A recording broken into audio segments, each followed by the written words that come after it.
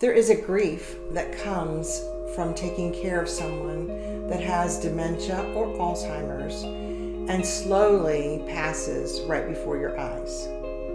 Really, when the night your dad went into the hospital, you went from your mom and dad capable of staying by themselves at home, even though they were checked on or taking meals, Right. and because your dad, I mean, we were all really starting to realize how far the dementia had progressed, but your dad really covered it really well. Oh, yes. And so you immediately realized that night, my mom can't even stay by herself, You know, that night when we got in that car, if you know my personality, I'm a fixer.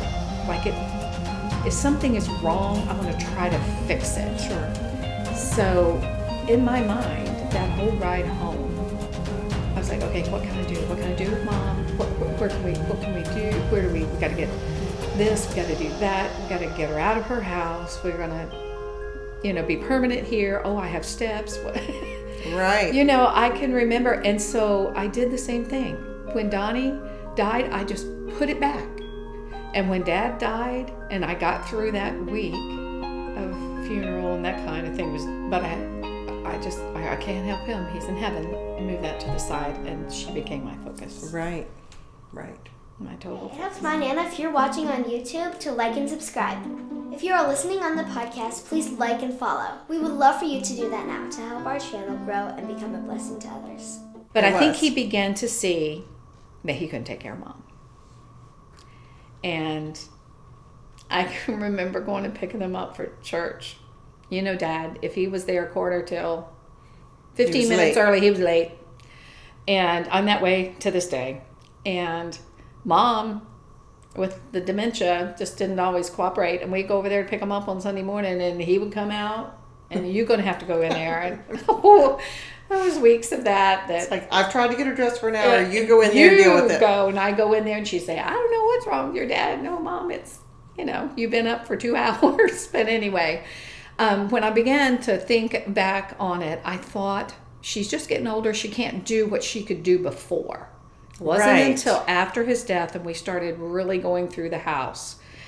Like I said, I would be in that house all the time, but I'm looking through cabinets and drawers, and I wasn't inspecting. I was just looking. I'd take their laundry and take it home, and like I said, I'd always bring food, and I'd take my dishes home so she didn't have to do them, or I'd do them there, whatever. And I think Dad knew, and I think that day when he was so upset in the hospital about he didn't want to die, I think it was because he knew I was going to meet this head on. Right. And realize how bad it is. I began looking through pictures how much it progressed of her face. Mom had a look. Yes, I agree. Like an empty. It was an empty look. An empty look. An empty look. And I would say that she was anywhere between 6 and 7 years with dementia. But the stages. The stages. And for people out there listening that are wondering, some of the things for us, the texting.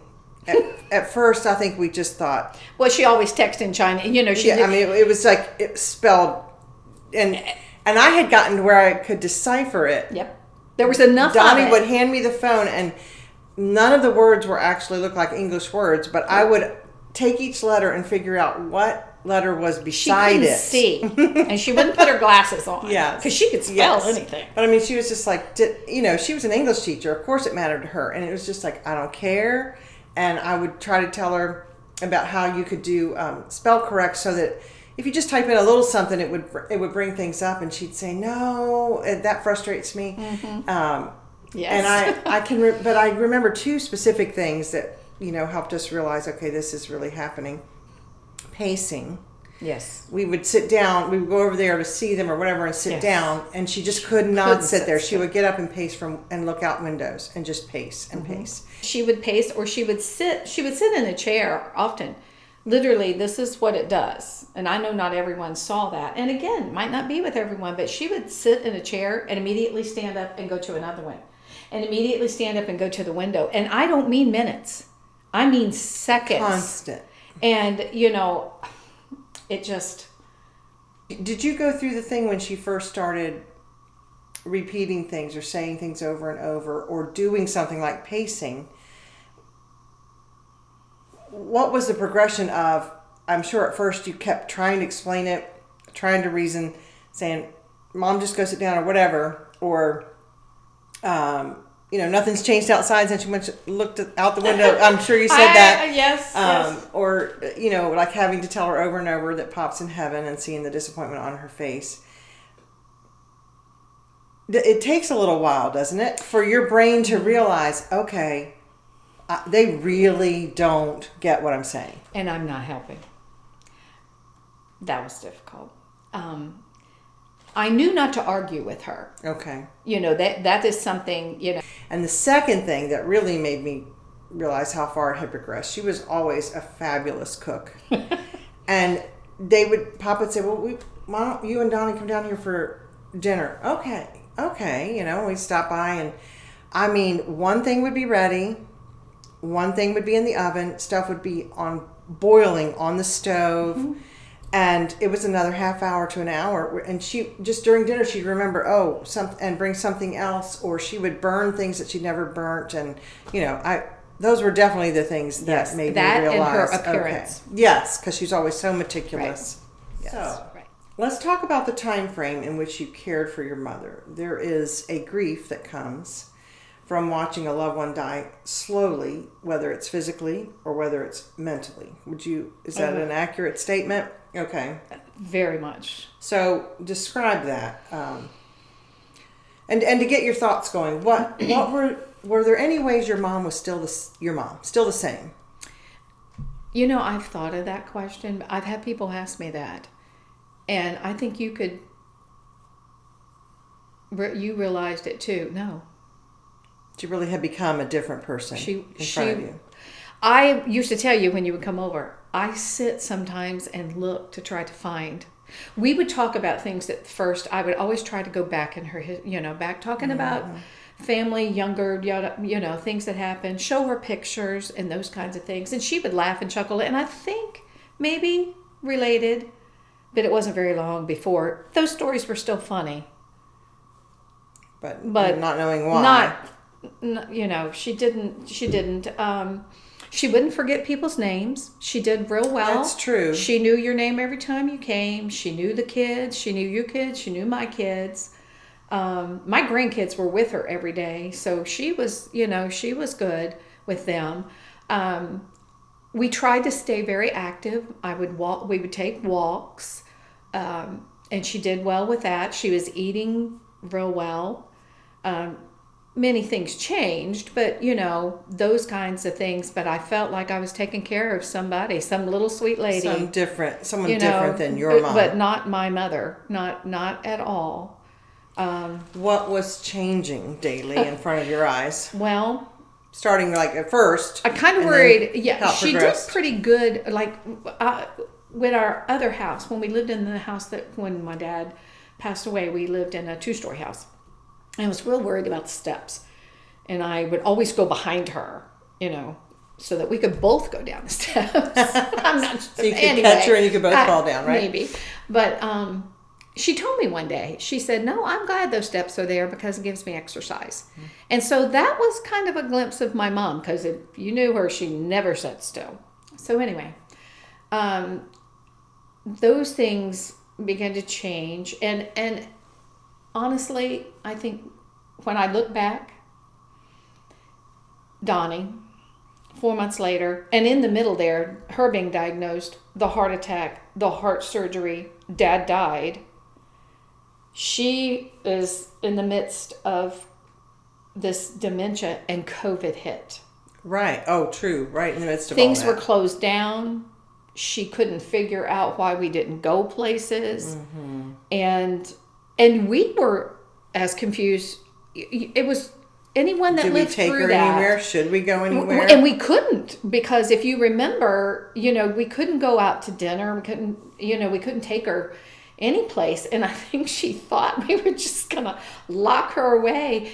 And I would try to explain the best that I could, but I knew she didn't understand. She couldn't figure out why we weren't going to church, because she thought it was wonderful that we were now on TV.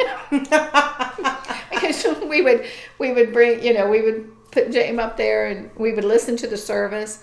And she'd get 2 or 3 minutes into it, and she'd just get up and walk out. And I'm like, Mom, this is church. And that's another one of those times where she loved to read. Oh, she loved to read and puzzles and that kind of thing. And we bought her every kind of puzzle book. I brought a lot of her stuff from home. She had her own bedroom suit. We brought that out of the house. And in the midst of that, we did make a move. We moved to a 1-story house that we had to do quite a bit of work on. And that through her, with the person with dementia, and the more that I dealt with it, the more that I learned. And I know a whole lot more now. Still, and I know it's different with every person, but the more you change things, right, the worse it is for them.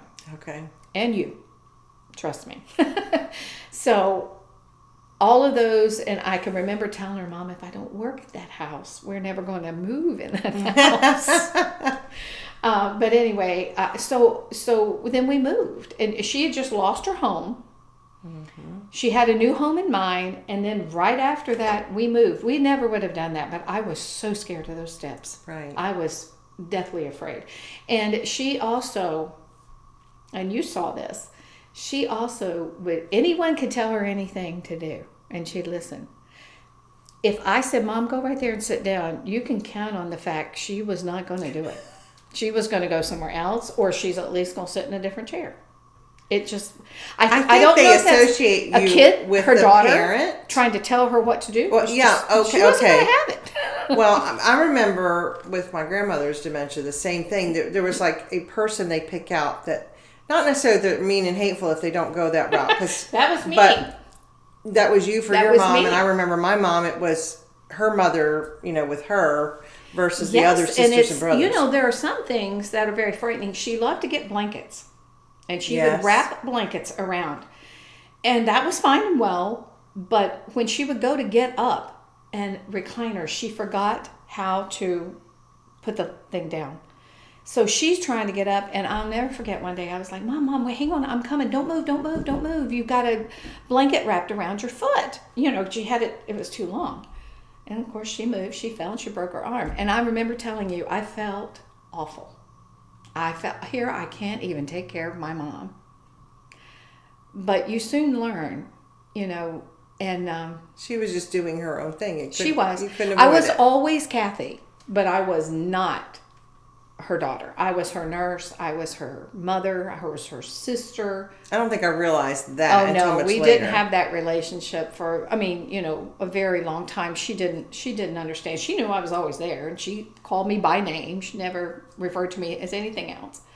But then, you question God sometimes, and I was raised in a pastor's home. I was a pastor's kid. I was on staff, worked in a Christian ministry for 30 plus. I knew what to say to people. Right.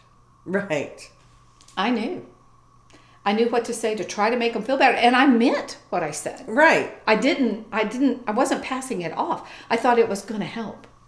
And in some ways it did. I'm sure it did. But I didn't know how it felt. My mom and dad, from the time we were young, would pray. And at night, Donnie and I both would hear them, and we knew they were on their knees beside their bed. Until I got married, I saw this every night of my life. And they would pray for everyone. They begged God to save their families in their home, like their brothers, sisters, moms, dads, aunts, uncles, they would pray. And my dad would specifically pray for the ministry, and that God would never allow him to do anything that would bring harm to the ministry. My mom would pray the same thing. And she began to go into things. It got to where I couldn't take her in public anywhere because I never knew what she was going to say. But she began to talk in ways she wasn't supposed to talk. And what was really funny is right before she would, and you can attest to this, she would look and she would say, I'm going to say something real ugly and she's going to get mad. and she would. And I'm going, no, Mom. Don't say it. Don't say that. And she would. So I told the kids. And I said, I just want you to know, because my daughter was thrown in, one of my sons. It happened to him first. I think it happened to Justin, too. And Chris. Justin was one I was going to talk about. So Justin loved to come and bring her sugar, as you did. And he had brought her an apple cake from an Amish market. He would, every time he would go up there, he would bring her that back, and she would eat it. And I was going in to fill up her water cup in the kitchen from sunroom. And so Justin stayed in there, and I already told him. So he came barreling out of that sunroom, and that boy was purple. And he might not appreciate me telling this, but the look on his face, and I knew. And he looked, and he didn't know whether he was about to lose it. He was about to crack up. And he said, I believed you. I promise I believed every word, but my man just said, I told you. I told you. And for me, I was so taken back. I was like, God, what have you done? Right. How could someone who gave their life to you, lived a godly life? I didn't know you knew. We couldn't even say shoot. We grew up with no slang. I mean, right, no slang, do not say that. No potty mouth. You certainly do not say shut up. What is wrong? Or call somebody stupid or oh my whatever. Goodness, you didn't do any of that. And she just, I mean, the only thing she did was she was from Kentucky, so she swanneyed instead of swear. Remember, she would always say, I swanney. Swanney, yes. I guess that made it better. But never, I didn't even know she knew those words. And they were just, I just never knew when they were coming out. But many times she would say, I can remember her telling you one time, I'm going to say something, she's not going to like it. And she did, and I didn't. And she would talk about you like a caregiver, but I didn't realize that till the end, because I can remember she'd look at me and say,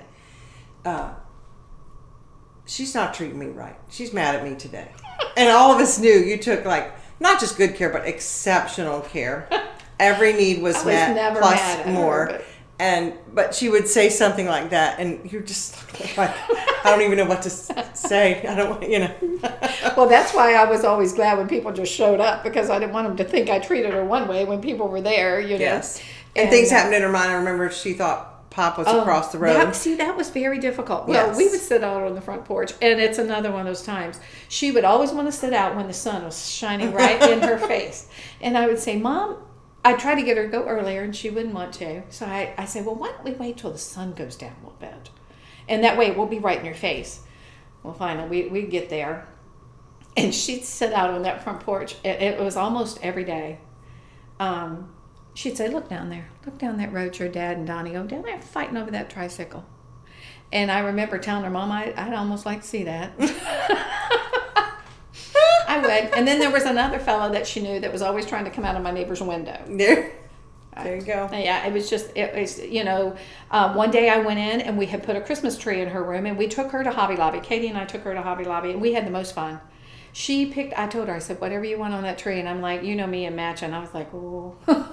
But she picked the beautiful things.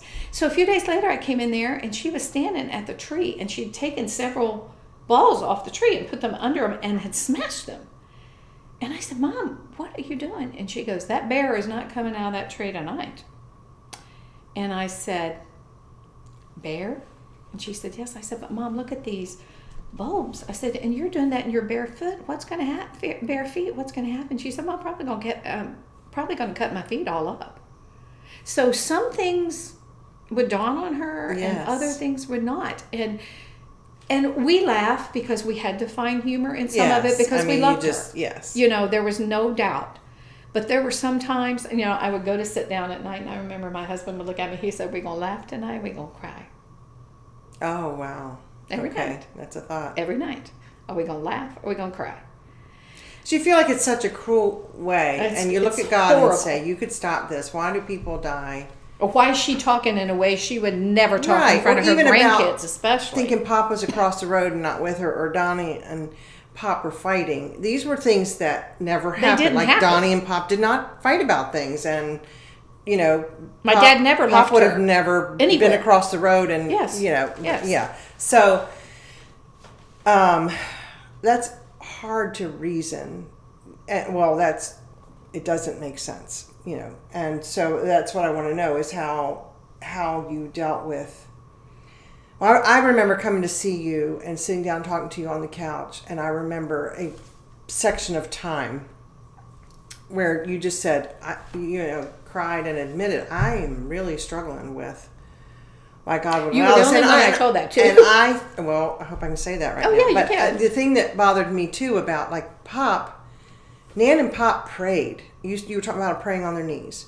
They literally begged God to take them both. I mean, they wanted to die in a car accident, as sick as that is, because they wanted to go together. Well, and they didn't want it to linger, and they didn't although, want everybody to have to take care of them. Right. And the one thing they did not want was some kind of long drawn out mental illness, or the one going before the other and having to be taken care of. And Pop went before Nan. He had prayed that wouldn't happen. Nan had dementia. They had prayed it wouldn't be that kind of situation. And so I think it's worthy to pray that, but I think it's also a reminder of this, as Ellie said, it's sin-filled world. Broken world. That, yes. That for me, I had to kind of detach myself from how someone dies, in the sense like I could sit and overanalyze how Don passed or how this person passed, and I have just kind of separated myself mentally, that God is not up there saying, oh, I want you to suffer and I want it to happen quickly and whatever. I just feel like I've had to say everyone's going to pass, and there's going to be a variety of ways, and it's because of the curse of sin. Right. Is how I rationalize it. Now, that doesn't make what you're going through at the time okay or easy. Right. But I don't think I really, like I said, I haven't unwrapped all these layers, and I really hadn't dealt with any of the grief. Right. I truly hadn't. I had pushed it so far. But one thing I really, probably the number one thing that I struggle with my mom, is my dad and mom were so close. Right. She was so lost. She searched for him every single day from the time she woke up to the time she went to bed. But we took her to Myrtle Beach, and one morning, it was about 5:30. We were at the beach, and she came in fully dressed, which is something she never did. I helped her do everything. She had her shoes, socks tied, ready to go, and her sweater. And she said, your dad's coming to get me this morning, and I didn't want to wake you, but I didn't want you to wake up and me be gone. Now, this was just into it. This was, Dad had died in January, so this was in May. Okay. So it wasn't, But I remember taking her out on the patio, and we were looking at the ocean, and I said, Mom, Dad's not going to come get you. And just to see the disappointment, it seemed like every time I would try to explain that he was in heaven, it would disappoint her again. So she grieved. She just didn't. Yes. She grieved the entire time. Right. And you couldn't put her at ease. She would say, Pop's in heaven.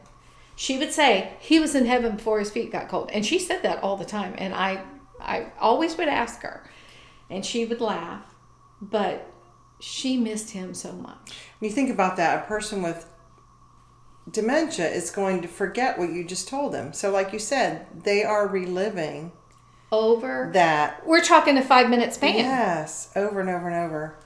And there's no calming them. My kids all teased me when we moved into the new house, because all my walls were very pastel-y, there were grays, teals, blues.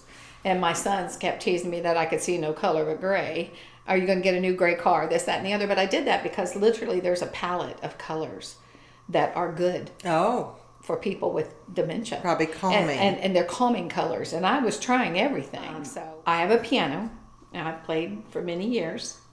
And she would want me to go sit down and play the piano. But she would sing every verse of the songs that I would play, and she asked me to play Beulah Land. Oh, wow. And I thought, I don't know that I can do this, but my fingers work. She sang that song, and she started crying. And then every time I'd play, she would cry. So I just stopped. Wow. Because I didn't think that was helping. And when she would say something about, why isn't your dad coming? Why is he not here? I just stopped explaining, and I would talk about something different. Okay. I would just divert. Go a different way and not really even enter into that world, because you didn't know what it was going to do. So how did you cope with your feelings toward God, they're in that time frame where you just, you really struggle with being angry at God for this is the way my mom is ending her life. I just thought it was so unfair. And it's a demeaning death. For your mom to have taken such good care of her body, Yes. such good care of her mind, served the Lord faithfully, and really, worked hard to do things the way the scriptures say, to have a clean mind, to have a clean mouth, to have a clean heart. And then to feel like she didn't have control over making sure those she things didn't want to happened. read her Bible. Everything, but it wasn't just the Bible. Everything agitated her. I don't know if it made her remember she should be able to do those things. I don't know, but I just questioned God. Why? And of course you do the pity party. I don't want. Did you have trouble just getting up, making yourself read and pray? I did, but I kept doing it. But you did it anyway. I think that's important. You did it anyway. I did. And I wasn't in church for the first time in my entire life. And I've always not only been in church, but I've been involved. And I missed it. You were home with her. But I was home with her. And church. There was no way. And I didn't want anybody else to have to miss church. I questioned God because my mom was so sad. And it was not until I think it was even this last Sunday when maybe even Wednesday night, where he said, Wednesday night. It was Wednesday night. He said, the world's not intended like this. Right. That's exactly right. That's where I began to think, wait a minute. Anyway, Mom continued to decline. She got to the point where she couldn't really do anything for herself. I'd get her up in the morning and take her back and forth to the bathroom, and her eating began to change. Right. And that was very frightening. But then I noticed, and I think I even talked with you about it, I noticed that it didn't matter what I gave her, even water, she would choke. Right. So yes.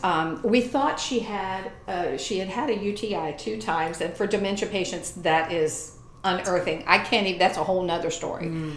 But I thought from some of the signs I was seeing, that's what it was. And God had blessed us with a group of doctors that would come in. She had checkups every 6 weeks in the home. A wonderful lady that was a doctor. Would come in and they would weigh her, take her vitals, check anything. If she was sick, I could call them before that. If she needed an x-ray, an ultrasound, we've had all those in our home. And so I called them and they came out and they did some blood work.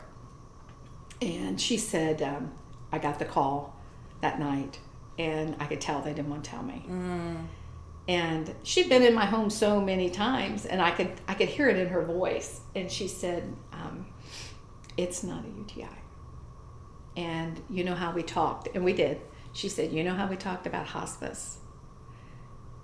You're going to have to call them. You need to call them. They will help you. That was almost it was as bad as them telling me they're putting Dad on a vent. It was just like, I thought, oh no. And my mom, my dad and mom both, I knew they didn't want to live on a ventilator.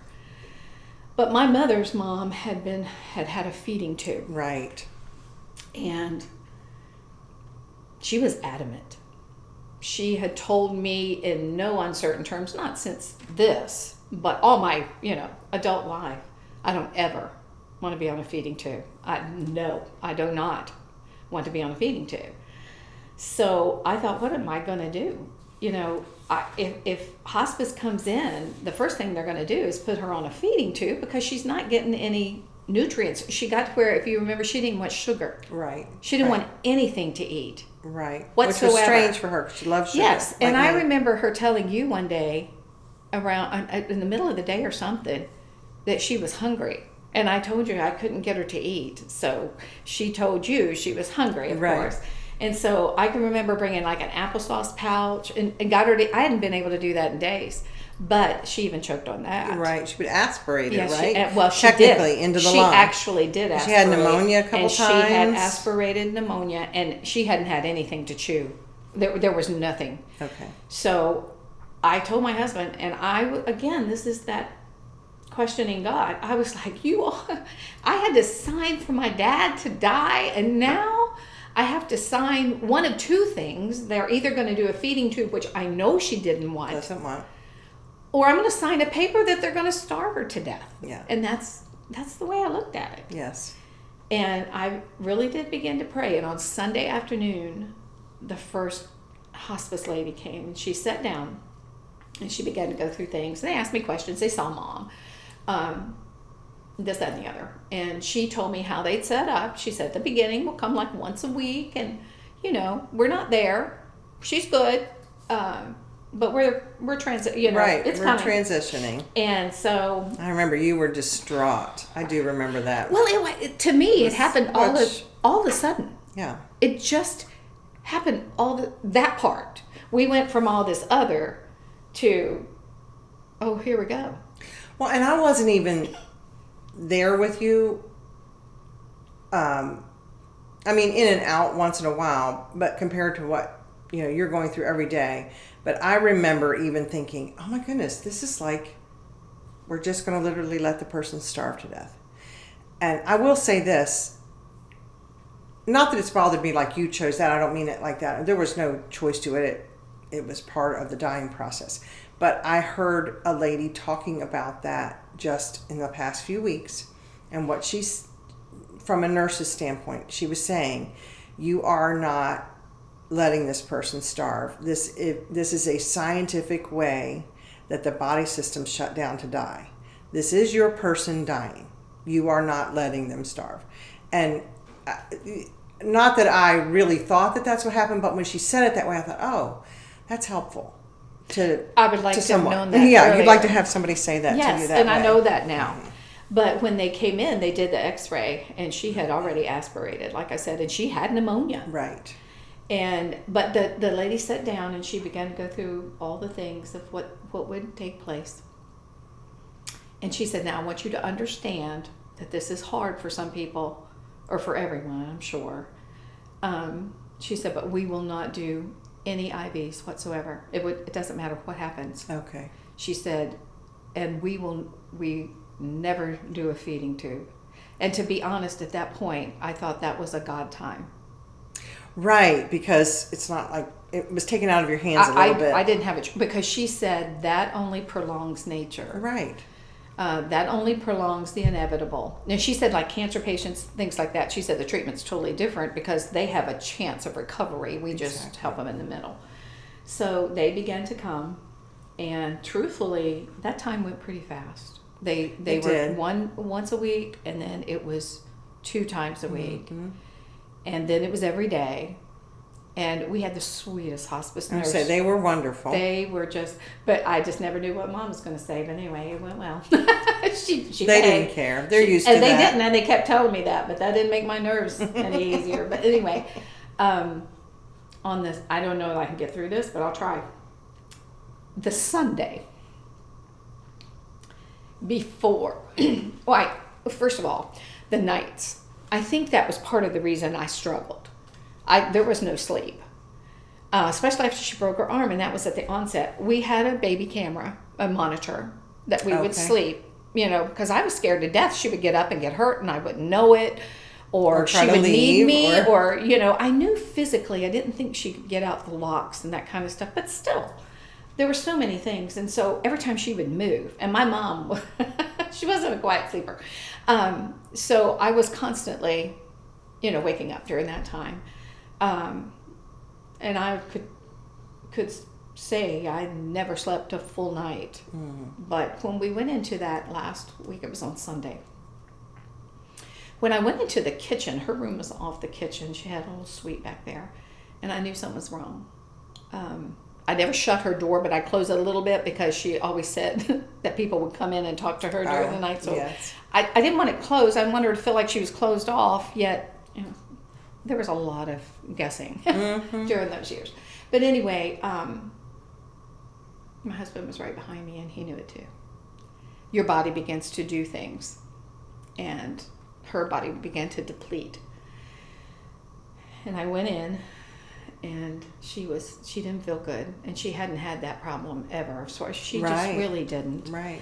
And so we got everything taken care of, and that was probably at least an hour of getting her and everything else done. And she said, I'm going to lay back down. So a lot of times she would sit up in the recliner and watch Andy Griffith. Andy Griffith played on my house All the time. Which was, when we were growing up, TV was Yes. the worst. She couldn't sit still long enough. But anyway, it gave her some comfort. And so I remember getting her all showered and cleaned up, and in her bed, her clean bed, she laid down. And I always tried not to get upset in front of her because I didn't want to scare her. But she looked up at me and she goes, now, honey, I'm going to see your dad real soon.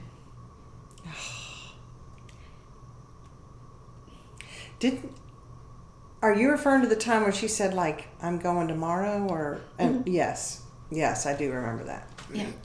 And, well, that was later that week. This was that Sunday morning. Okay. This was that Sunday morning. And she just said, and that was the first time since all of this that she knew I was her daughter, because she said, my dad, I'm going to see. Oh, so and then on top of that, she knew that's where he was without you having to tell her that he was in heaven and she's going and there. she did get a little better those last few days, if you remember. Yes, and that she is did. something. She had some clarity, She and I had think a that little they say clarity. that's a sign the end is near. Yeah. Right. And I remember walking into the kitchen, my husband was standing there, and he had already lost it. And he said, God gave you that. Because he knew I didn't tell anybody. I did tell you, but I didn't know who to talk to about the way I felt about God, because we're all in the ministry. Right. And I don't want a nephew to feel like my aunt gave up. Or she's confused. Yes. I didn't have that role. I couldn't go to someone in the church that. And we should clarify, your pastor was your nephew. My nephew. And Nan's and he would have grandson. talked to me, but we. So you're kind of like, this is hard to say this and to I him. couldn't say this. I could not tell him. I see. And so, of course, my husband knew, and I had talked with you. But I felt like God gave me that time, that I won't ever forget that day. I'll never forget any of that. And I was trying to get out the door. I just patted her, kissed her on her head, and I said, now I'm gonna leave this door open, so in case you need me, you might not holler loud enough. I'm just gonna be right in the kitchen. And I made it to the kitchen because I didn't want her to be afraid. Right. I never wanted her to be afraid of anything. Right. Anything. And then I think it's all blurry to me. But did you and your family move in on Thursday or Wednesday? Was it Wednesday? What day did she pass on? Because Friday. That's how bad my memory is. Friday. I would say I came on Tuesday. Yes. And then the boys. all were there. And my boys, it was a loaded house. Yeah. And I was very, very thankful. We played music. And she went into the death rattle for 4 days. Mm-hmm. And that was so horrible. But she knew that things were different. And she did say, I'm going to heaven. Your dad's going to pick me up Friday evening. Yes, she That's did. what she said, Friday evening.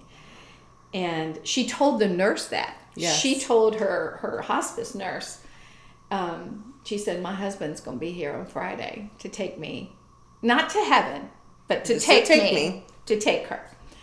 And so we were up around the clock. Mm-hmm. No, Right there, those last days. 2 days, 2.5 days, 3 days. All of us were there. We talked to her. She didn't talk much. And then by Wednesday night, Thursday, we started medicating. Right. Because our hospice nurse had said there was some, she didn't want her to have any pain. And she was doing some twitching, even though she wasn't really vocally talking. Because the body gets into pain as it starves. Yes. And so we kept her, I can remember every hour putting that medicine in her mouth. And, I know it kept her comfortable. And I remember playing songs about heaven. Yes. And you could visibly see a change, like she would relax. Yes. And Boy, those last few, I mean, you know, the last the last 24 hours, I think, were just, because we would think, you know, she would take that big gasp and then she would take another. You think that was going to be the end. We think it was, and then she got very quiet. We need to tell about the dog because this was so strange. It was.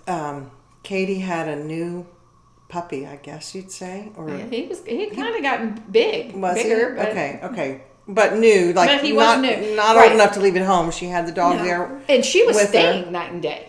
He was at the foot of her bed or the side of her bed, and she would make a move, and he was up. And that night, I'd say about 6:30, he was pacing. Yes, Just pacing, trying to get any of us to pay any attention. And she was still doing the same type of breathing she'd been doing for days.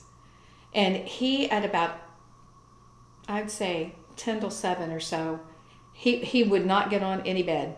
She'd trained him not to get up on the beds, and he didn't do it. And he looked at us, and he would wag and kind of hit each one of us around her bed. Mm-hmm.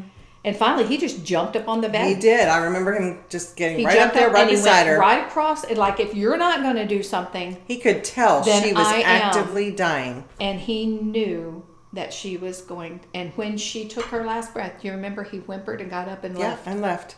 I mean, it was literally like he was saying to us, "Hey, do y'all realize what's happening? She is actually dying." And see, that was crazy. That was extremely difficult for me. And my kids had questioned that from the get-go. I thought hospice would come, and they had been there 3 times that day. I'm certainly not saying anything against hospice. But when the time came, it was us. Right. And in your mind, you're thinking, if I call the rescue squad, could they save her? Right. You panicked at that actual moment. Yes. Yeah. Could I? Is she hurting and I don't know it? Is there something I should be doing?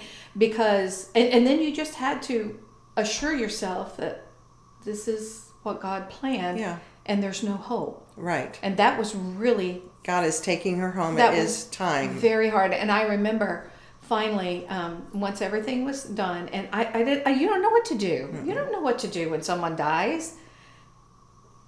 I remember one son, one of mine and one of yours, that wouldn't leave the room. Do you remember that? They never ever left the room, and I was exhausted. I don't really remember a lot of it, and I remember my son, and Chris looked at me and said, "Mom, go lay down." Well, I think it was a police officer in them. They kind of knew what all would happen. Right. How they would and come, they both what told they would me, do with the body, all the They things. both told me, they said, you go and you lay down. Let us be here for and this. I am not leaving. Both of them said, we're not leaving this room. Right. And I thought, well, she's not here. So, okay. Yes. So I remember going and laying down, and this is how, because normally if things bother me, I can't sleep. But I must have just calmed. You were exhausted. Yes, it was about midnight, and I get a phone call, and they were still in there with my mom.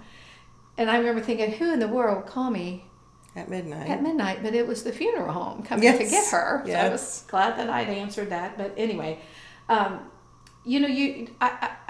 questioned so many things, and then you go through guilt. Should I, could have, would I, what should I have done to make her? And I beg God every day. I'm not there. I'm nowhere near at all.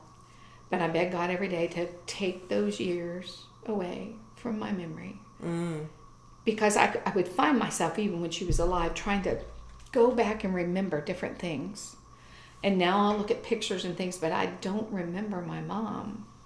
As that. I only remember as this. Oh, this is so important. Not to define people by their suffering or their sin. I'm not calling her sin. I'm just saying whether it's a sin someone did, whether it's a suffering they went through that demeaned their life, or whether something tragic or traumatic happened that took their life. As Jamie was saying in his, that's a moment in time, so to speak. It's not what their whole life was about. Right. And it's so important not to think of them like that. Well, I mean, you're still so close to all of it. I can't get there, but trying. And truthfully, I have heard so much lately that has, and that's God thing. That's what it is. Yes. It's the healing coming to realize that I had compartmentalized so much that I didn't deal with Donnie. I didn't have time. I didn't deal with Dad. I couldn't do it in front of my mom. You know, Right. I had to be strong. I had to be strong for the next thing. Right. And I'm glad that I could, but yet it took a toll. It does. It takes It a took a toll on your toll. physical health. Yeah. I mean, And you hear people saying that after they've cared for someone. I can think of numerous people that after someone has passed that has required maybe a long journey with cancer or dementia or Alzheimer's or something like that, their caretaker just basically physically and mentally falls apart afterwards because Well, you've neglected these things. And people tell Embrace you all yourself. through. I have people, and they meant well. You've got to find time for yourself. You've got to do some things for yourself. And I will be honest, I never figured where you could do that. Right. I didn't. And it wasn't that I didn't want to. It wasn't that I was trying to be a martyr, because I certainly was not. But I just couldn't figure those things out. I think that in the last few weeks, when he was talking the other day about the difference between grief and trauma, I have trauma. Yes. And I don't need to think about that trauma, because Right. that trauma won't do me any good. Right. The grief I have, that's a good thing. Right. It isn't, but it's a growth, and you're going to grieve because you loved. Exactly. You loved. And so that's just a part of this life. But separating the two, and try not to remember those sights and sounds and, those different things. Smells, everything. Everything. That appeals to the senses. Yes. You And go then through. when he said the other night that this world, this is not, it's a broken world. And we are not designed for death. I never thought about that. Yeah, God did not. We were not created to die. We were not created to ever go through someone around us dying. Right. And our broken and sin-filled world allowed that to be a part of our journey. And God has given us so much to help us with it. Right. But yet, I think grief never really going away. You just carry it differently. Right. Is that constant reminder that this is not our home. And, it won't really be all right until we are in heaven and with our Father. You told me one day, you said, you never know with this dementia, because I was just so why? I knew very little. I didn't know my husband's mom had this, but we weren't there. We would just go in and see her, but, not day to day. She was actually in a home. So I didn't have that experience. And I couldn't figure, and you told me one time, you said, Kathy, you never know. You might be able to help somebody. Yes. And there is a girl that I check on. I met her in the oddest way. And her mom is going through the same thing, only she's not a Christian. Oh, wow. The mom, That's hard. the girl was saved when she was a teenager. And so I'll never forget when she realized, she said, I've got so many questions. And I said, well, I don't have answers, but I know a lot more than I knew before. Right. So I went through some of the don'ts and some of the questions I had. Well, thanks. You're welcome.